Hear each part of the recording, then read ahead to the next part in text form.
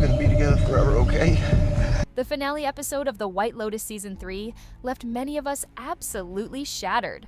From brutal betrayals to emotional reunions and twisted justice, the ending was a gut punch, but also deeply poetic. So let's break it all down. This is The White Lotus Season 3 ending, fully explained. Before we get into the ending itself, there are 3 key quotes from earlier in the series that come full circle in the finale, and they're essential for understanding the deeper meaning. 1. Amira to Rick. Those who seek revenge dig 2 graves. A classic saying, but in this case, painfully literal. 2. Chelsea to Rick. We are like yin and yang. I am hope, and you are pain. One of us will eventually win. The monk to Timothy. We are like a water droplet returning to the ocean, a happy return or coming home to a wider consciousness, ending suffering and separation. This metaphor of death as release appears in multiple forms throughout the finale, especially symbolized by water. Now let's go character by character and connect all the dots. Let's start with Belinda, whose final decision is arguably the most controversial. Throughout the series, she's been vocal about her disgust with the ultra-wealthy, particularly their fakeness and emotional detachment. But in this finale, she becomes what she once despised. After developing a connection with Porchai, she initially plans to stay in Thailand and go into business with him, a gesture rooted in love and mutual respect. But after receiving Greg's blood money, she changes course. She tells Porchai she's leaving and backs out of the plan, just like Tanya once did to her. To Porchai, this feels like a betrayal. She is now his Tanya. But here's the twist. Belinda is not wrong. She's in a dangerous situation.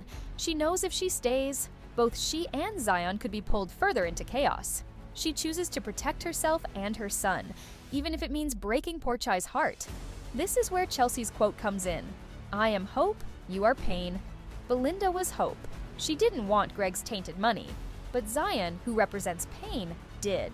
He had no problem accepting the money, even though it was soaked in Tanya's blood. At first, Belinda resists, but Zion's desperation and manipulation slowly win her over. And in the end, she chooses to take the money, but she doesn't seem too guilty about it, which is the most haunting part.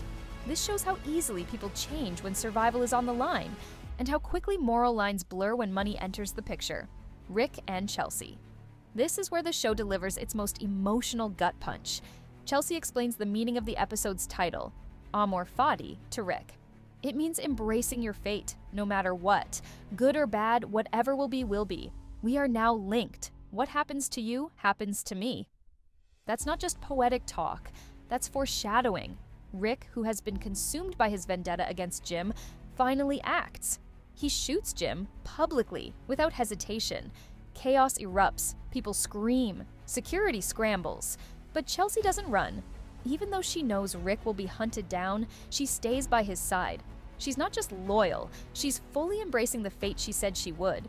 Rick is soon shot, but before that, he carries Chelsea's body in his arms, saying they'll be together forever.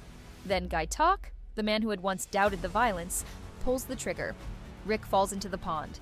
Now, pay close attention to the water imagery. Throughout the episode, we see water bubbles rising and settling. When Lachlan nearly drowns, we see the same bubbles. When Rick falls into the pond, there's no struggle. It's peaceful. This connects to what the monk told Timothy. We're like water droplets returning to the ocean. Rick and Chelsea have returned. Their suffering is over. They are together, forever. But Chelsea's earlier words also come back to haunt us. She was hope. Rick was pain. She tried to guide him, begged him not to go down the revenge path. She stayed loyal to him, even when he chose darkness. In the end, pain killed hope, and Amrita's quote, "He who seeks revenge digs 2 graves." Literally, 2 caskets, Rick and Chelsea. Galk's arc is one of the most ironic.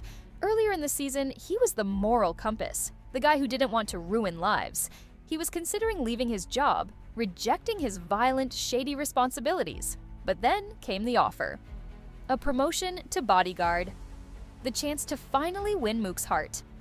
A shot at real power and status.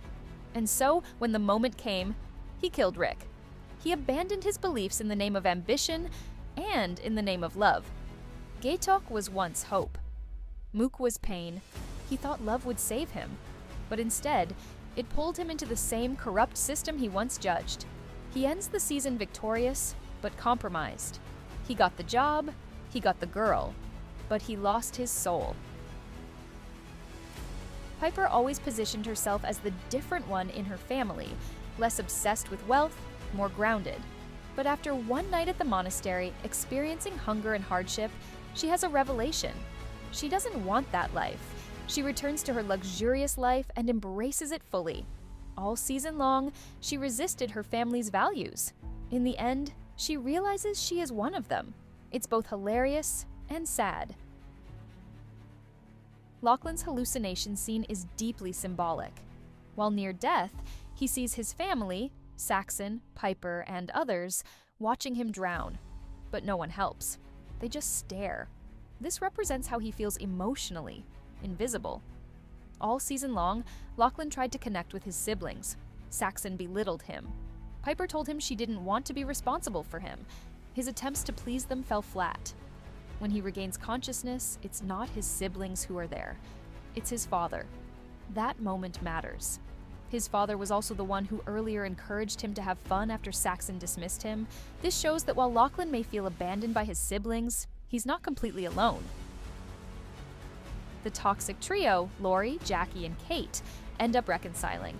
But here's the thing, nothing really changes. Jackie gives a glowing speech about how great her trip was, but we know she's lying. Her smiles are fake, her words are empty.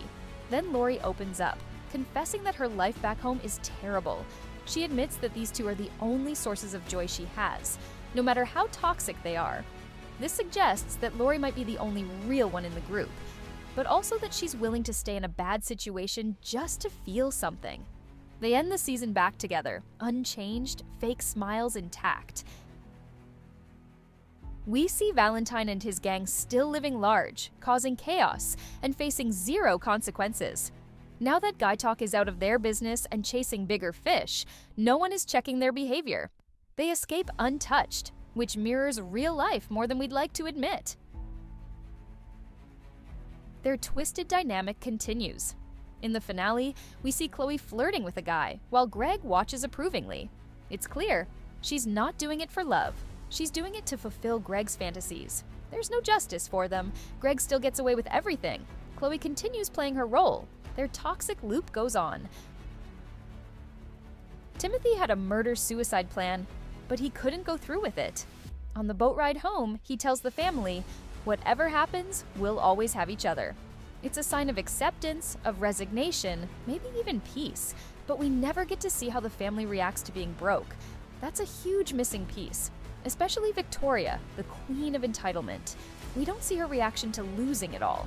That feels like a deliberate choice. Maybe it's meant to remind us that we don't always get the closure we want. Final thoughts. The season ends by showing how life is rarely fair. Even the good ones, like Chelsea, don't always make it. Even the ones with strong morals, like Guy Talk and Belinda, get pulled into darkness. In the end, hope dies beside pain. People betray their beliefs for money, power, or love. Some villains face no consequences, and some victims never get justice. It's messy, it's real, it's White Lotus. Now tell me what you think. Was Belinda right to leave Porchai behind? Should Gaytalk have followed his heart or his ambition? Did Lori make a mistake returning to toxic friends? And what do you think Victoria's reaction was to losing her wealth? Drop your thoughts in the comments below.